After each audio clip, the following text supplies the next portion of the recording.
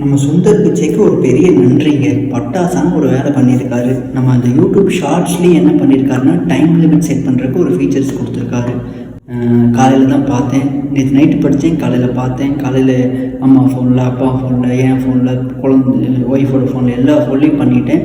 15 minutes அந்த ஷார்ட்ஸோட லிமிட்டை வச்சேன். அதுக்கப்புறம் என்ன பண்ண முடிய மாட்டேங்குது அப்படின்னா, அடுத்த ரீலுக்கு வந்து தள்ள முடிய மாட்டேங்குது. ஏன்னா 15 மினிட்ஸ்னு வந்துருச்சு. அப்போ முன்னாடி போகிறாங்க, முன்னாடி போனால் இப்படி போகிறது வந்து இப்படி மாற ஆரம்பிச்சிருச்சு.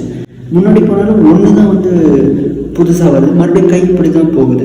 ஏதோ ஒரு வகையில் அந்த லிமிட்டேஷன், அந்த டைம் மேனேஜ்மெண்ட்டில் செட்டிங்ஸ் யூடியூப்குள்ளே போய் உங்கள் அக்கௌண்ட்டுக்கு மேலே ஒரு அந்த செட்டிங்ஸ் இருக்கும்போது அந்த செட்டிங்ஸ்குள்ளே போனீங்கன்னா டைம் மேனேஜ்மெண்ட் இருக்கும். அந்த டைம் மேனேஜ்மெண்ட்டுக்குள்ளே ரீல்ஸ்க்கு தனியாக, ஷார்ட்ஸ்க்கு தனியாக, பெட் டைமுக்கு தனியாக அப்படின்னு சொல்லிட்டு 3 டேப் கொடுத்துருப்பாங்க. அதில் நம்ம வச்சுக்கலாம். எனக்கு இது வந்து வரவேறு லைக் ஐ வெல்கம்.